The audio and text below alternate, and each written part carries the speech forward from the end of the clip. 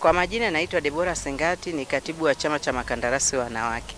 Hao unaotuona hapa ni wamama wa kandarasi ambao ni wanachama wa chama cha TWCA ambacho ni chama pekee ambacho kinashughulika na wanawake makandarasi.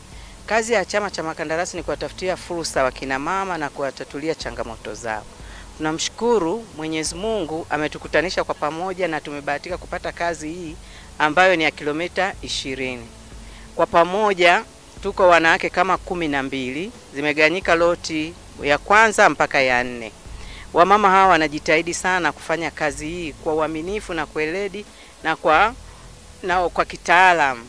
Na tunamshukuru Rais, tulipokuja kumwambia wakina mama tumejiunga kwa pamoja na tunaomba atupatie miradi, ametusaidia wakina mama, tumepata miradi mikubwa ambayo ya kutujengea uwezo, ambayo ni miradi ya kilomita 20 ambazo wanawake tangu siku za nyuma hakuwahi hata siku moja kutegemea watakuja kufanya kazi kubwa kama hii. Kazi yetu ni ya lami.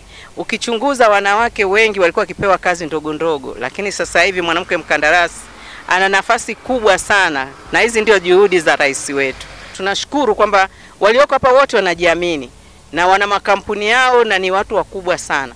Kwa hiyo tunategemea tutakapotoka na mradi wakina mama wengi nao watanufaika. Naitwa Happiness Peter Kimaro, mkurugenzi wa kampuni ya Kimango Engineering Company Limited ya Songea. Joint venture yetu iko Ibra Construction, ipo Nail Construction na Kimango Engineering. Sisi ndio watatu tuliojointi tukapata hii loti 3. Tunamshukuru kwa kuinspire wanawake na kuwainua. Tangu miaka yote Tanzania iwepo, hakuna miradi yoyote mikubwa ilishapewa wanawake. Lakini sasa hivi mama alipopata madaraka amekuja kutunua sisi wanawake na tumepata kazi kubwa ya bilioni 45 ambayo ni kilomita 20 kwa wanawake wa Tanzania.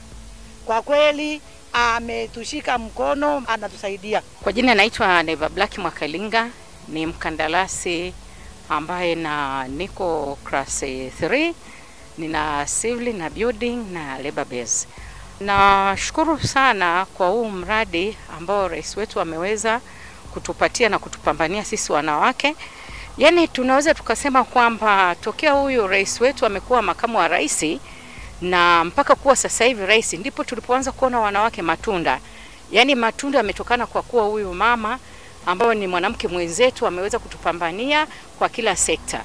Na tunamwombea Mwenyezi Mungu aweze kumlinda kwa kweli ili ampe afya njema na maisha marefu.